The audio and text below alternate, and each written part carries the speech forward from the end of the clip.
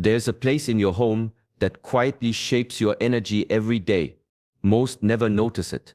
Yet the ancient masters paid close attention to it because it holds a hidden doorway between the outer world and your inner life. Today, I will share with you why the position of something as ordinary as your shoes can influence the state of your mind, the harmony of your home, and even the flow of your personal energy. In the Shaolin tradition, no movement is without meaning.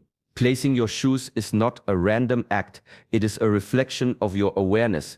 In temples, warriors and monks learned that the threshold of a space is sacred. The way you cross it decides how you will carry yourself inside. This is not about superstition. It is about training the mind to leave behind what does not belong to the present moment. Across centuries, Buddhist halls required shoes to be removed before entry. But it was not only to protect clean floors, it was to teach the body a lesson. Let go before you step forward. The ground beneath your feet, the way you align them, the spot where they rest. These details whisper the quality of your inner discipline. Stay with me until the end of this teaching, because the final principle I will share is one very few speak of outside monastery walls. It reveals not only where to avoid leaving your shoes, but why this small awareness can protect your energy from subtle intrusions. This is Shaolin Soulfire. I welcome you to our circle of seekers and practitioners. Subscribe now so we can continue walking this path together, step by step, with purpose. The doorway is not just a frame in the wall, it is a crossing. On one side is the noise, the dust, the weight of the day. On the other side is the space you call your own.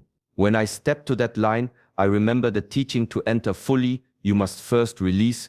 In the temple, this practice was not optional. Before stepping into the meditation hall, every monk paused. Shoes were removed slowly, never tossed aside. In that pause, we left behind more than leather and cloth. We left behind conversations, judgments, ambitions, everything that belonged to the outside. Shoes are not just shoes. They are the record of where you have walked. They carry the mud of the street, but also the tension of the office, the rush of the market, the restlessness of the crowd.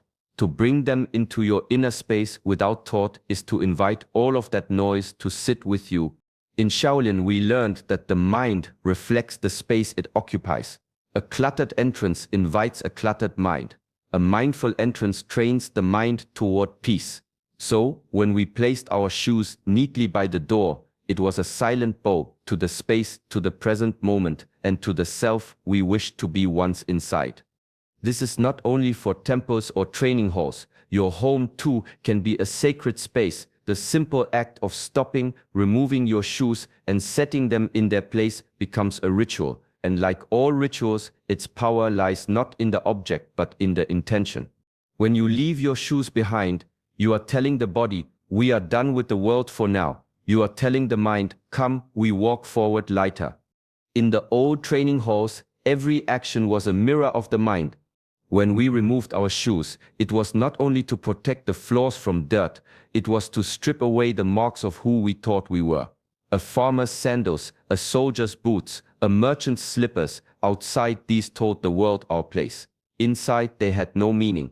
The Shaolin and Chan way was to meet each moment without the weight of titles or roles. The shoes stayed at the threshold because the person who wore them stayed there too. What stepped forward was not the uniform of daily life, but the bare and honest self. Ego is subtle. It hides in how we dress, how we speak, how we expect others to see us. In the temple, even that was part of the training. The simple ritual of leaving shoes behind was a reminder you are not your status, your job, or the path you've walked before this moment. Stepping barefoot onto the wooden floor felt like entering a different world. The air was cooler, the light softer, the silence deeper. Without the armor of identity, the body relaxed. The mind followed. There was no need to defend or impress, only to be present. Over time, this practice built a quiet kind of strength, not the strength of force, but the strength of someone who no longer needs to cling to an image. Discipline became less about rigid control and more about letting go at the right moment. This is why even the smallest acts mattered. They were seeds of mastery. And each time the shoes were left at the door, it was another step toward stillness, toward the self that exists when the ego finally rests. A door is often seen as nothing more than a barrier between inside and outside. But in the old traditions, it was never just wood and hinges, it was a threshold between two worlds. How you crossed it shaped what awaited you on the other side. In Shaolin life, the entrance to the training hall was approached with the same care as the hall itself. The step before the door was deliberate. The breath slowed. Shoes were placed neatly, aligned with precision. This was not formality for its own sake. It was a way of telling the mind we are entering a space of focus, respect, and clarity. When you treat your own home with that same reverence, it changes. The moment you arrive is no longer a hurried transition from one task to another. It becomes a ceremony, a quiet pause where you set down the weight you've carried from the world. A bow, even if only in your thoughts, to the place that shelters your rest, your growth, your solitude. This discipline does more than keep the space clean. It keeps your spirit ordered. It teaches you that every movement can be intentional, that even the act of opening a door can prepare the heart for peace. Over time, the entrance becomes a mirror of your inner state. Clutter and haste reveal a restless mind. Care and attention reveal a mind at ease. A sanctuary is not built only from walls and roofs. It is built from the way you enter it. When the first step inside is taken with awareness, the whole space feels different. And you begin to live not as someone rushing through rooms, but as someone who walks with purpose, even in the place they call home. In the quiet of the monastery, nothing stood apart. The sound of a broom sweeping the courtyard, the way a teacup was placed back on the table, the order of shoes at the door, each was part of the same living whole. In Buddhist thought, this is interbeing, the truth that nothing exists in isolation, and every small action ripples outward. When you place your shoes with care, you are not just arranging objects, you are shaping the energy of the space around you. That space in turn shapes you. A scattered entrance can pull your thoughts into disorder without you even noticing. A tidy, harmonious entrance can steady your mind before you take another step. The ancients understood this deeply. They trained not only in martial forms or meditation, but in mindful conduct with the most ordinary things. A master once told his students, "The way you fold your robe will decide how you speak tomorrow." It was his way of saying that discipline in one act naturally flows into the next. Interbeing teaches that your state of mind is never separate from your environment. The shoes by the door, the light in the room, the air you breathe, they are all part of the same conversation. Treating them with awareness is not decoration, it is cultivation. Over time, you begin to see that changing your surroundings is also changing yourself. You learn to act, not just for convenience, but for harmony. The shoes placed with care are a gesture to the space responds, and the mind feels the difference. This is the circle. Your action shapes the space shapes your mind, and the mind shapes the action again. In this way, every step is part of the practice. In the old Pali language, there is a word the Buddha spoke often, appamada. It means vigilance, careful attention, the refusal to live carelessly.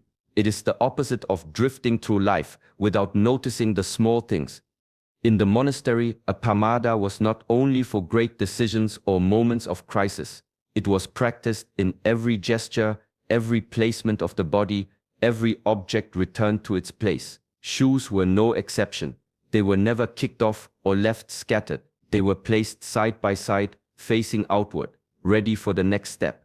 This was more than tidiness. It was a training of the mind. If you can be attentive with something as ordinary as shoes, you can be attentive in your speech, your actions, your thoughts. The discipline flows from the small into the great. Negligence begins quietly. One hurried moment, one careless placement, one "it doesn't matter" can lead to a habit of inattention.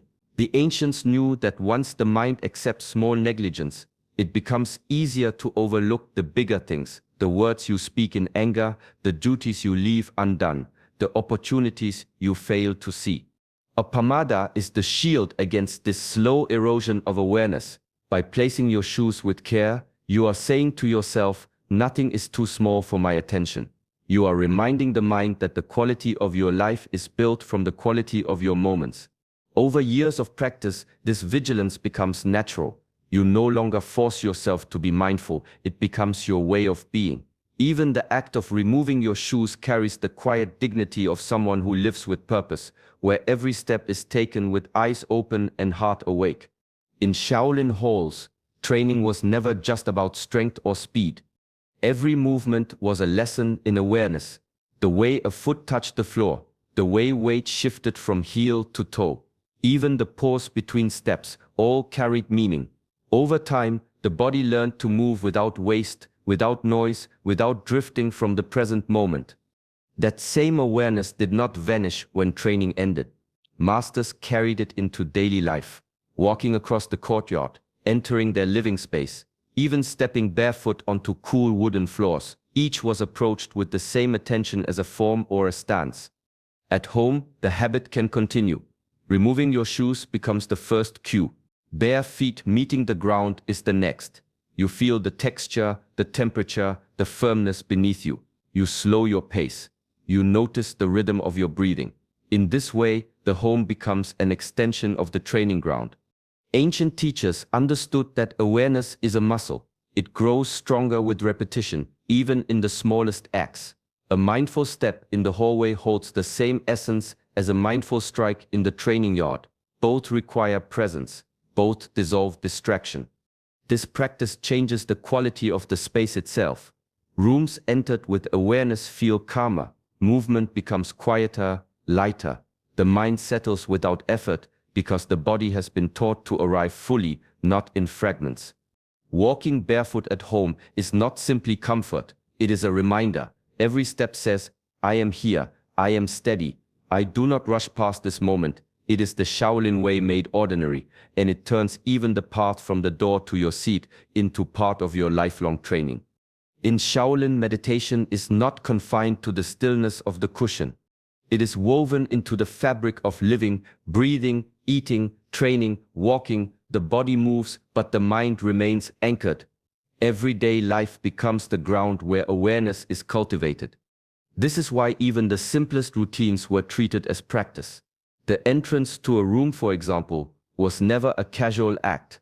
The moment a foot crossed the threshold, there was a shift, a subtle gathering of attention. Shoes placed neatly, shoulders relaxed, breath slowed. In those few seconds, the mind stepped out of distraction and into presence. It was understood that mastery is built in these moments, not just during formal meditation. A student who cannot enter a room with awareness will not hold awareness in the chaos of battle or the challenges of daily life. The training hall, the kitchen, the sleeping quarters all became equal arenas for discipline. Bringing this into the home transforms it. The act of arriving, of removing shoes, of setting them in their place becomes a silent bow to the space you are entering. It is not just about order, it is about arriving as your best self. Over time, the entrance ritual begins to change you. You no longer stumble into rooms half present. You arrive fully with the same quiet strength as when you face a challenge in training. The doorway becomes a teacher, reminding you that each moment is a chance to begin again. When everyday acts carry the weight of meditation, life itself becomes the practice. And the place you call home becomes more than shelter. It becomes a hall of presence, where every step in is also a step deeper into mastery. Shoes tell stories. A pair polished for the office speaks of meetings and deadlines. Heavy work boots carry the weight of labor. Worn sandals whisper of markets and long walks under the sun. They are small emblems of the life we live outside, symbols of roles we perform, identities we wear like armor. In Shaolin and Chan traditions, the act of removing shoes was also the act of laying down those roles. At the temple gate, a merchant became the same as a farmer. A soldier stood equal to a scholar. The dust and markings of the road were left outside, and with them the need to be seen in a certain way. When you cross your own threshold, you can choose to do the same. To leave your shoes behind is to say, I step into this space as simply myself, without the labels of the day. It is a small rebellion against the mind's constant need to hold on to identity. There is a deep discipline in this. Letting go sounds effortless, yet it is one of the hardest skills to master. The ego clings tightly. It wants the shoes, the story, the proof of who it believes we are. But each time you set them down with intention, you weaken that grip. Inside, barefoot, you feel lighter. The ground greets you directly. The mind loosens its hold on titles and appearances. You begin to see that you are not just the person who walked through the world a moment ago. You are also the one who can walk freely without those layers. This is the quiet power of the ritual. Shoes remain at the door. The self that wears them stays there too. What enters is presence, unadorned, unburdened, and real. The first time bare skin meets the floor, there is a quiet shift.